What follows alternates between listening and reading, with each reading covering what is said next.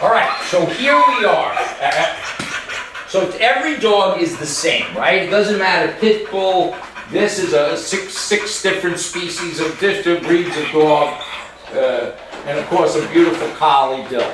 It's all about energy, energy, energy. So when dogs are, when they're distracted by movement, that's why we have them. That's why we domesticated them, so they can alert us when people are coming to our camp. Dogs are pack animals. Woof, woof, woof, woof, woof, woof, woof. And they alert us. The problem comes in, we have to teach dogs what is truly a threat and what's not. So the only way we can do that is by distraction. So if I'm in a wheelchair, the dog has to adapt to me. I can't adapt to the dog. The most important thing is, now, Tyson was just trying to get Ashley's attention. What's the best way to get a human to look at them? Whine, cry, even if you turn around and say, shut up. Not Charlotte. Charlotte, not Chocolate. Why I got that in my head. Charlotte's decided to lay down. Dill is still trying to figure out what's going on. Tyson, a little older, of course, so obviously it's like a senior citizen and a puppy here, because Charlotte's only about 8, 9, 10 months old. She's relatively young. So we have an adolescent dog, a senior citizen, and probably in the middle, Dill, whatever. So obviously Tyson is going to be a little bit more stressed out because this hasn't been her lifestyle, his lifestyle. Anyway, so let's have some distraction. Send the cat over. Raccoon. So we stimulate this. I can't really get your cats to volunteer to come across my floor. Good. So look, now look at the dogs. They're all, every dog is doing the exact same thing. Their ears came forward, and they're watching this squirrel. But what they're not doing, let's think of what they're not doing. They're not barking, they're not growling. Notice, each dog has a leash and collar hanging out. When we leave them unsupervised, we of course take the leash and collar off. But when we're supervising, this is how we teach them. Then if Ashley will go knock on the door, just close it and knock, we watch their reaction to our front door. So the door shuts. Now they don't know anything here. They haven't become territorial. But they all do the same thing. All three dogs do identical. And if she knocks, she's probably going to go outside. And, yeah, good. She's slamming door. So our house is no different. So she's going to knock again. I'm going to go see who it is. But I'm not dramatic about it. I'm just going to wander over and I'm going to see. Depending on what time of night. If this was 2 o'clock in the morning, I'd be nervous. So I'm going to see, and I'm going to see that it's Ashley, and you can pan over here a little. And then Ashley comes in, hello, how are you? And the dogs are nice, but we're not, and look, Charlotte gets excited, but there's no change. So then in a minute, we're going to let our dogs out. So it's all about structure. Now obviously Charlotte, who's ruled the roost since she was a puppy, and she gets way too much attention from the family, I know that. And so that's what creates her to be out of balance.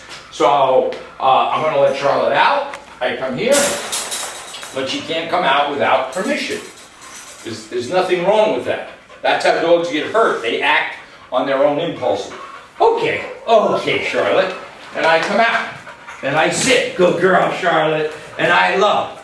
And I do love Charlotte. This is how we love. She's on my left. You can move this without running her over. Correct her a little. And that was a little close, and you do have to respect dog boundaries. If you can just run over there and get my squeaky toy. And so let's throw my squeaky toy. So watch what this, and this is for all dogs. Watch what happens when I squeak. Watch all three dogs. Now Charlotte, so this is not a penguin. This is a dying animal.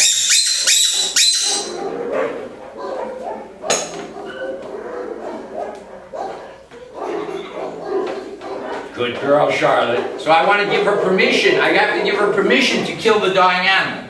Good girl. Good girl. Good girl. Then the trick is once she gets it, we got to teach her to drop it. Watch. Good girl, Charlotte. I love her. What does she want to do? She wants to take the dying animal to its den. What do dogs do with squeakers? They eat them. Yeah, good girl. Yeah. Good.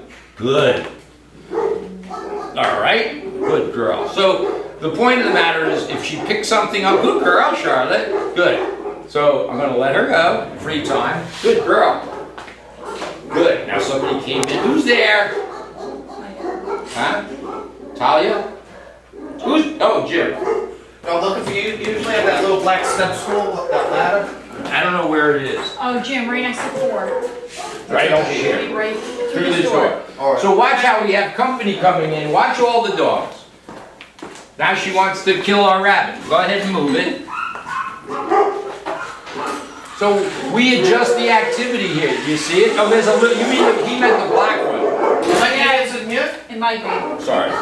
So this is a good opportunity to see craziness. We have dogs barking over there. Yeah, here it is. We have Jim. We got Charlotte wants to kill my rabbit. Watch when I say to leave. Go ahead, drive it. Go ahead. So the bottom line is control. When the Charlotte goes home on Friday, everybody's going to have a top 10 list of what to do.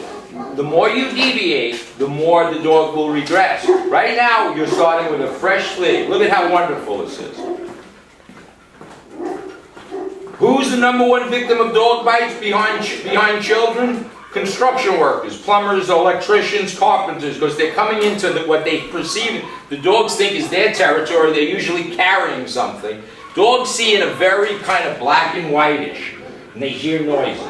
So that's Charlotte. Now my next doggie is Dill. And notice Charlotte is following me. That's kind of the irony, right? I didn't ask her to. Why? Charlotte. So big bad Tyson scared Charlotte. That's what dogs do. So just because I want to work with another dog, I'm going to put Charlotte. Watch how easy. Now let's just say you're fed up, you're having a party, you tell the dog, Charlotte, go place. Place. Place is the word, the sound, to let a dog go. Boom, close it. Now, Charlotte can't jump on anybody, you can't steal food from anybody, she's in her place. Next doggy, Dill. I wait a little bit. Understand, each dog, regardless of their breed, has a slightly different personality, just like humans. Okay, Dill. Good, Dill. Good. And then maybe in a little while we'll bring we'll bring Scout out. So here's the same thing. Move your car.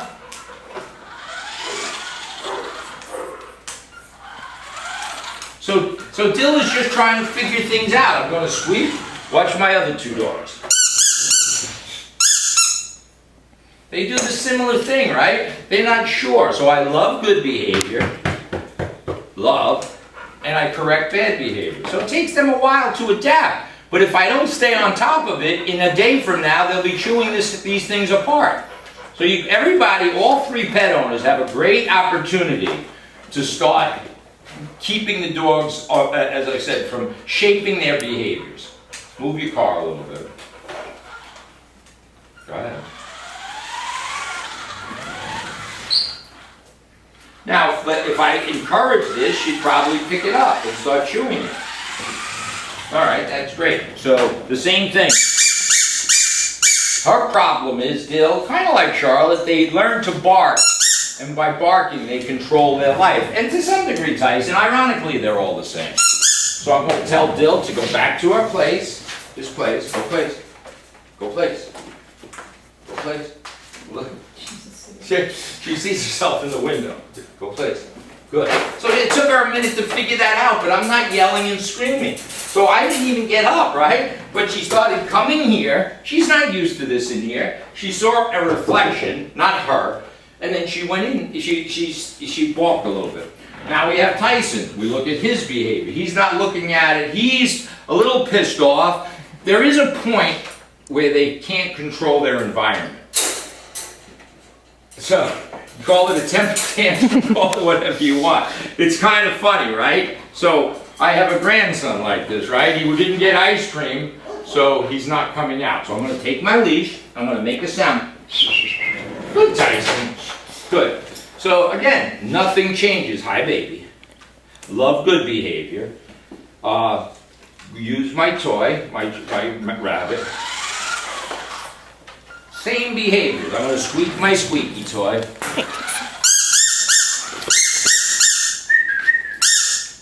I got it. Good, Tyson. So, and here's the funny thing. Dogs, he's very food motivated, as you can see by his bite. He's kind of like me, he's plump. So he's food motivated. Some dogs are not motivated by food.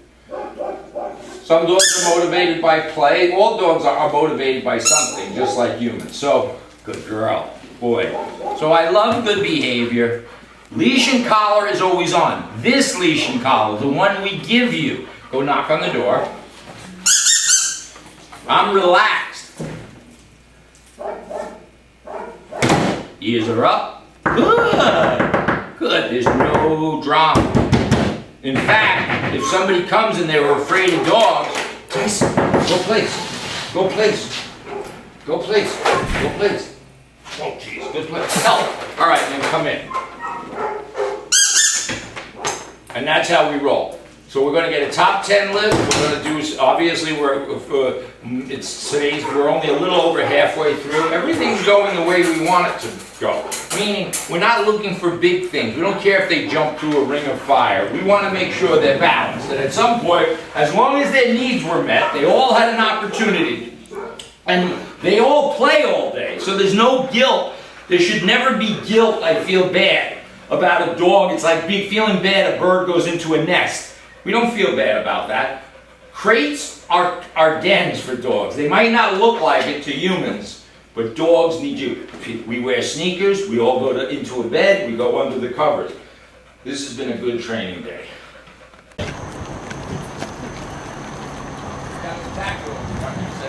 Come over this way. A smiling attack. Just come to a stop.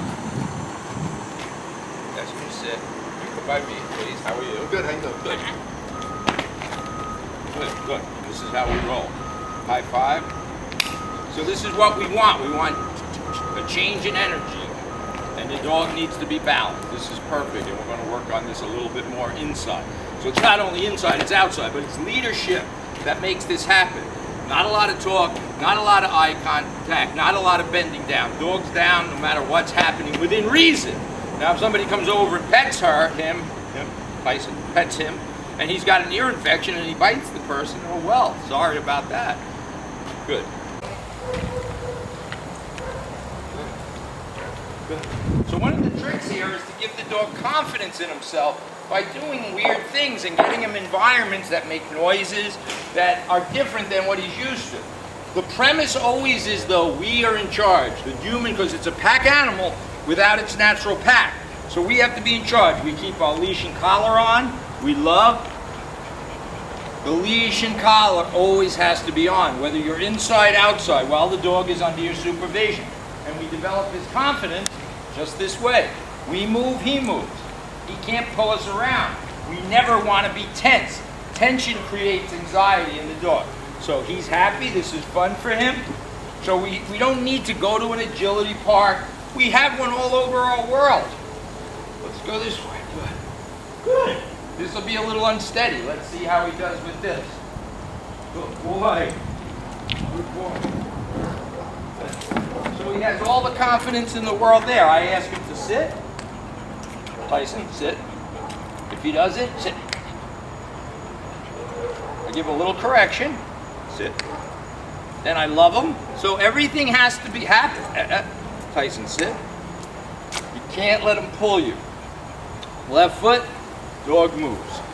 Good. I turn, he turns. Eventually we drop. Good dog, Tyson. We drop the leash, but right now I want him to go to the bathroom, so I let him go. Okay. Good dog. So we pick everything.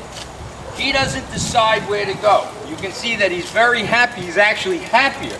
You see a dog, when they have good leadership. Leadership doesn't mean talking. We don't talk to dogs. We love good behavior, and good behavior is just being balanced. When he gets out of balance, try to correct him before that. So we know that certain things, doorbells ringing, etc., might get him out of balance. So we expose him to as many things as we can. And we still have a few more days. We're doing really well. And at the end of this, we'll do a top 10 things for you to remember. When he pulls, watch what happens. Good girl, boy, and I love it. It's simple, it's not strained. So anybody can do this. You don't, but it's not, it's a lot of body language. We're not staring, talking, pointing, yelling, screaming. Okay. All right, so as we go here, dude, now that we've built his confidence up, he's super confident. So he just jumped, rather than go in the crate, he jumped on top of it. So his confidence is, let's just put, hang on, cut for a minute. So anyway, just present this as this is inside. So now that he may have lost a pound or two, we're working on his agility. When I want to feed him or give him a treat, I tell him to go place, stay. And for that behavior, I give him a treat. This is the only time he's ever going to get a treat. Only time he gets, ow, second time today. The only time the dog gets any morsel of food, that's his regular dinner or treats, is when he goes to a place. This mat, this way when people knock on the door, there's no reaction on his part. If I drop food,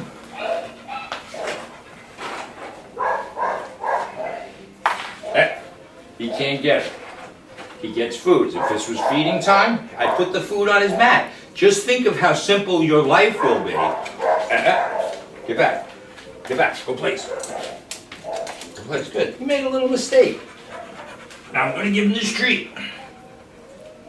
Good boy. No yelling. No screaming. Just relax your energy. That's his place. He should stay there. Listen, he's not a ball of energy, honestly. He can stay there for a half an hour, 45 minutes, and it doesn't matter what happens. They're going to go get at him. Let's cut so we can demonstrate. So what we're trying to always do is stimulate. Dogs orient themselves to sound and movement. So what is sound? Your door. What happens when your doorbell rings? You move towards the door. This is like a rabbit.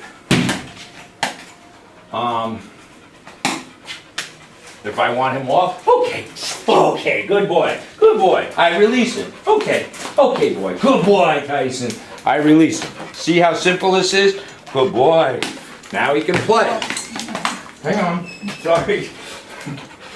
Go get Chloe. Go place. Good boy. There he gets his treat. And that's the end of it. So here we are. We're really finishing this up. Tyson's ahead of the curve. It's quiet. Ashley's eating cheese doodles. There's noises, dogs barking. I want to teach Tyson to go someplace for a treat. So I just say his name. Tyson, go place. Yeah, go place. Go place. Good boy. And he gets his treat. It's important to know though, once he goes to his plate by command, he can't get up. And honestly, he can lose a couple of pounds. If he loses a couple of pounds, it's going to be much better for him physically. His hip problems, all of those things. So we love. This, and it doesn't matter who comes by, when they come by. He's not allowed up. Obviously, in my home, I wouldn't put the mat right by the front door. I'd put it away someplace. Because he doesn't want to be in that confrontation of getting crazy and out of bounds. It's a simple concept, but it's hard sometimes for people to understand how stressful a door knocking is. To us, it's normal. It alerts us that friends or relatives are coming. All right, so Tyson's got this. If he loses a couple of pounds, this is the beginning of a journey. It's not the end. So when we're done with this, it's not done. Here's the leash the dog is trained. I can go anywhere with this dog, and he will do this for me. Now the trick is to transfer this to the owners. And it'll happen if they allow it to happen. If you fight it mentally, it's going to be difficult. There's no physicality. Okay, yeah. Okay, good dog. And now he does whatever he wants. But you need to set boundaries. No couches, no beds. And the fact that you're moving to a new location, you can start fresh like a new dog. But if you let him on the couch, you let him on the bed, you're setting yourself up for a problem. So with that said, we're good. He's going home when? About Sunday or Monday, I think? All right, bye everybody. It's not the cheese doodles. Good boy, Tyson! Good, old man.